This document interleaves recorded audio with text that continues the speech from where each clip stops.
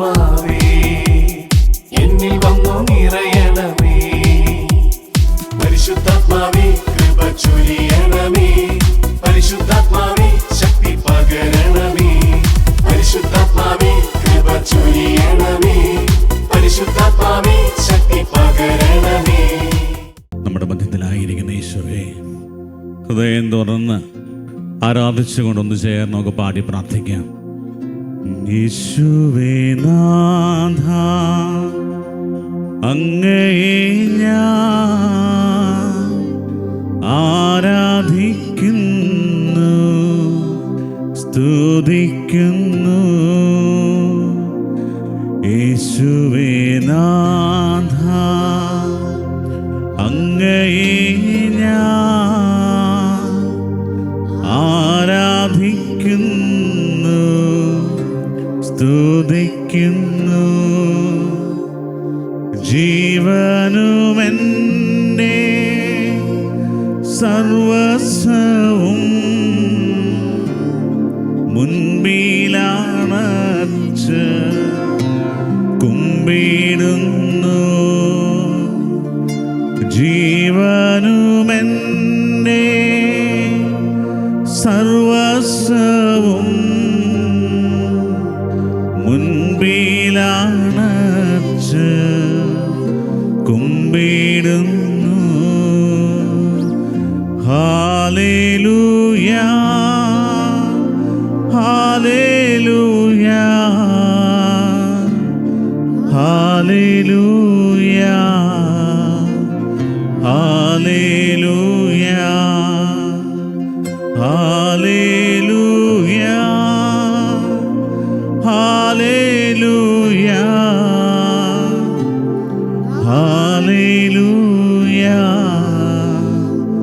Hallelujah. പരിശുദ്ധ പരമദിവ്യകാരുണ്യ നാഥനായ ഈശോയ്ക്ക്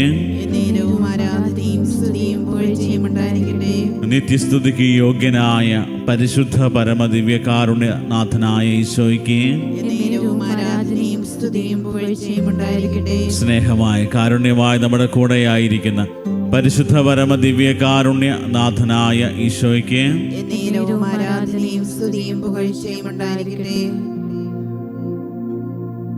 നല്ല തമ്പുരാന്റെ മുമ്പിൽ നമ്മെ തന്നെ സമർപ്പിക്കുന്ന സമയം 3 മണി സമയം, മരണത്തിന്റെ മേൽ വിജയം വരിച്ച സമയമാണ്. സ്വർഗീയ പിതാവ് മനുഷ്യവംശത്തെ വീണ്ടെടുക്കുവാനായി ദൈവം കാണിച്ച വലിയ കരുണയാണ് ഈശോ മിശിഹ. ആ ഈശോ ഇതാ തിരുവോസ്തു രൂപനായി ദിവ്യകാരുണ്യമായി നമ്മുടെ കൂടെയായിരിക്കുന്നു. വിശുദ്ധ ഫൗസ്റ്റിനായിലൂടെ ഈശോ വെളിപ്പെടുത്തിയ വലിയ സത്യം ഇതാണ്. ഈ ഒരു നിമിഷം 3 മണി സമയത്ത് ഞാൻ കഠിനമായ പീഡകൾ അനുഭവിച്ച് കുരിശിൽ മരിച്ച സമയം, ഈ ഒരു സമയത്ത് എന്നോട് പ്രാർത്ഥിക്കുന്നത് എന്തും ഞാൻ സാധിച്ചു തരും. കർത്താവേ, പൂർണ്ണമായി ഞങ്ങൾ അങ്ങനെ ആശ്രയിക്കുന്നു.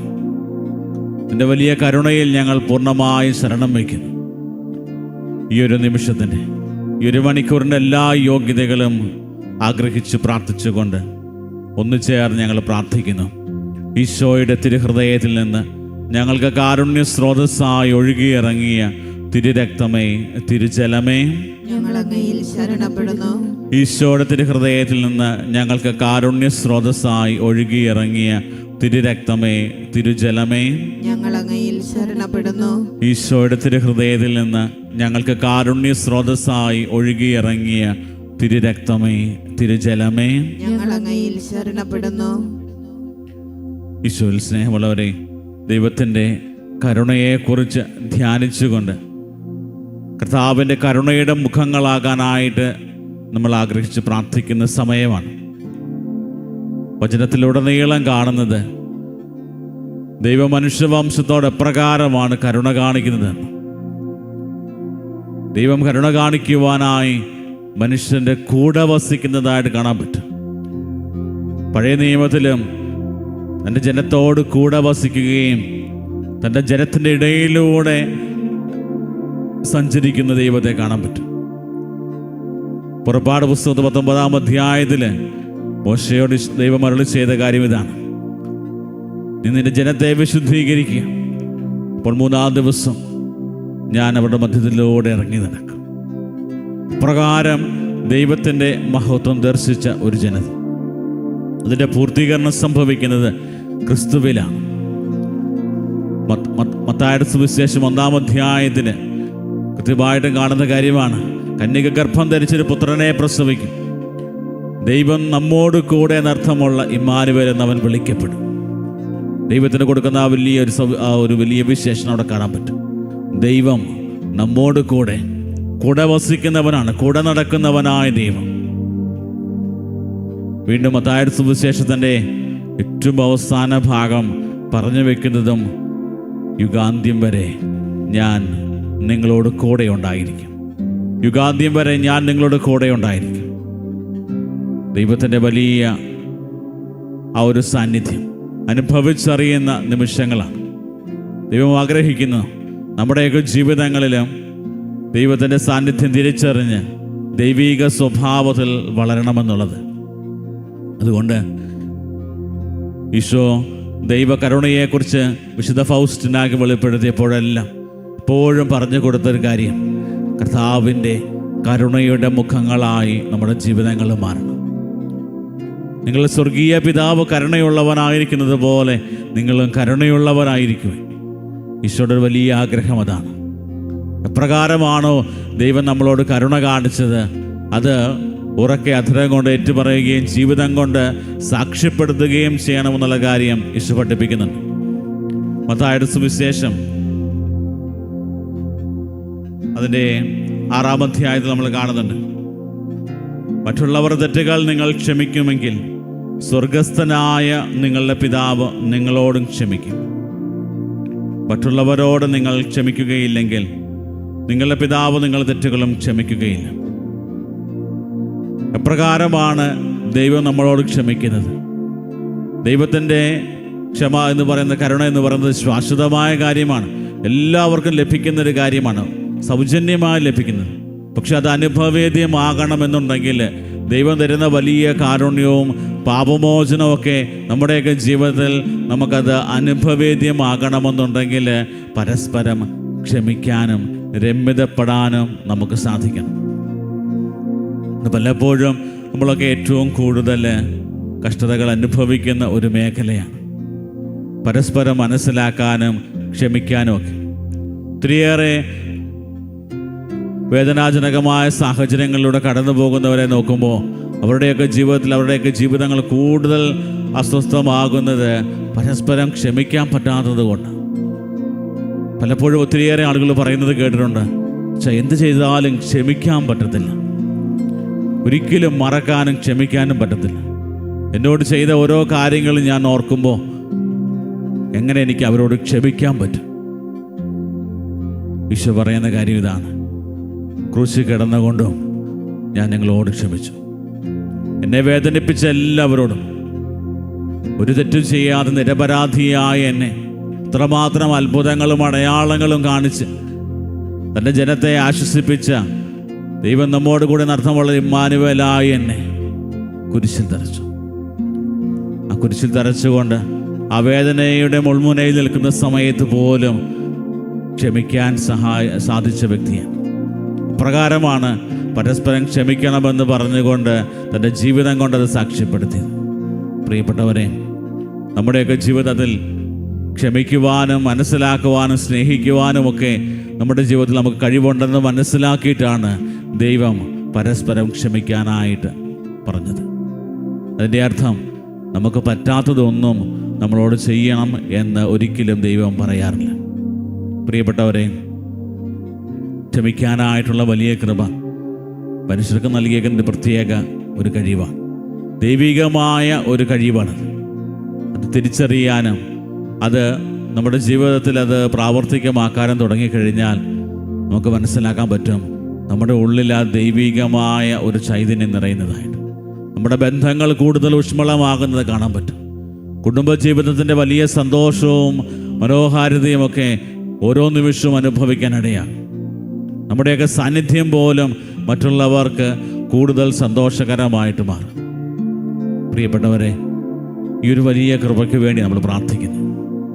കരുണയായ ദൈവം, സ്നേഹമായ ദൈവം ഇതായി അൾത്താരയിൽ നമ്മുടെ കൂടെയായിരുന്നു കൊണ്ട് നമ്മുടെ ജീവിതങ്ങളിലെ ഇടപെടുന്ന സമയമാണ്.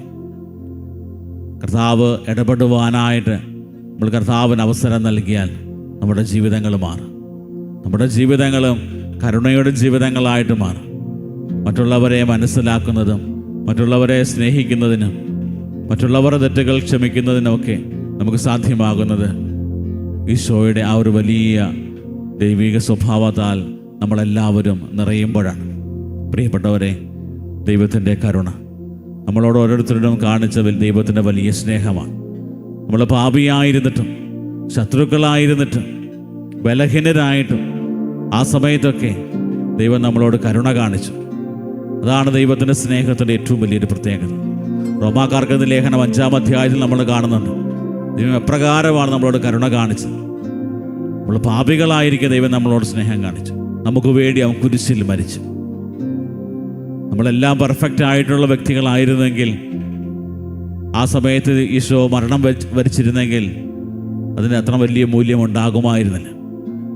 ഈശോ കുരിശിൽ മരിക്കുന്നത് നമ്മൾ പാപികളായിരിക്കെ നമ്മളെ വീണ്ടെടുക്കുവാൻ, പാപത്തിൻ്റെ വലിയ അടിമത്തിൽ നിന്ന് മോചിപ്പിക്കുവാൻ, ദൈവവുമായിട്ട് പാപം മൂലം ശത്രുതയിലായിരുന്ന സമയത്തും നമ്മളെ ആ ശത്രുതയിൽ നിന്ന് നമ്മളെ ദൈവത്തിൻ്റെ മിത്രങ്ങളാക്കി മാറ്റുവാനായിട്ട് ദൈവം കുരിശിൽ മരിച്ചു.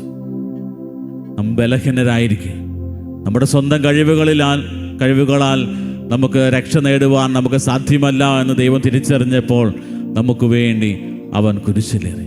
പ്രിയപ്പെട്ടവരെ, ഈ ഒരു വലിയ സ്നേഹമാണ് നമ്മൾ ഓരോ വിശുദ്ധ കുർബാനയിലും ദിവ്യകാരുണ്യത്തിലും നമ്മൾ കാണുക.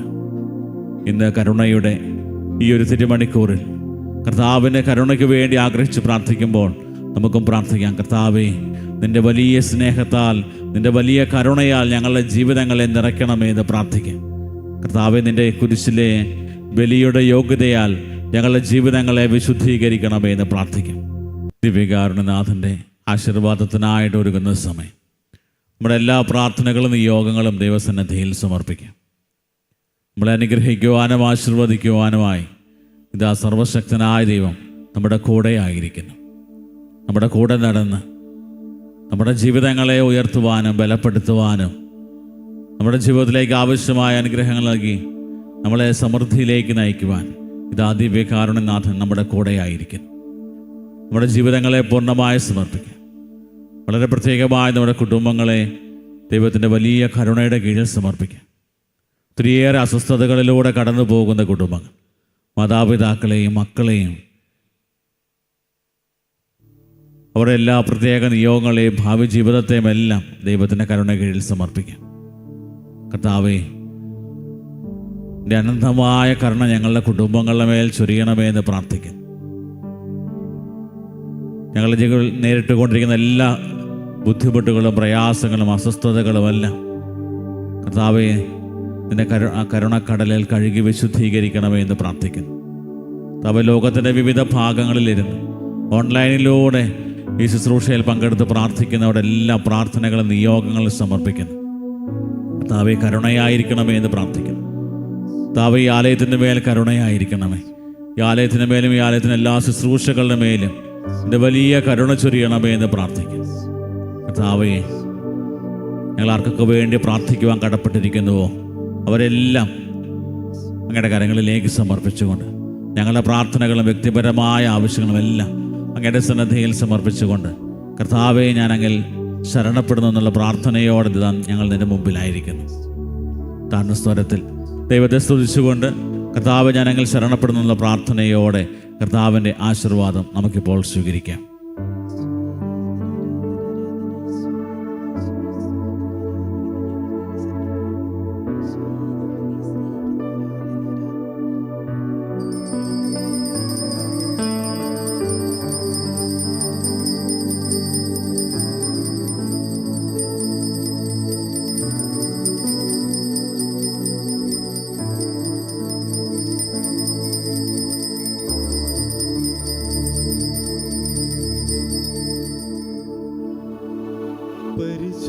പരമമാ ദിവ്യകാരുണ്യമേ, എന്നുമെന്നും അങ്ങേക്കാരാധന. പരിശുദ്ധ പരമമാ ദിവ്യകാരുണ്യമേ, എന്നുമെന്നും അങ്ങേക്കാരാധന. പരിശുദ്ധ പരമമാ ദിവ്യകാരുണ്യമേ, എന്നുമെന്നും അങ്ങേക്കാരാധന.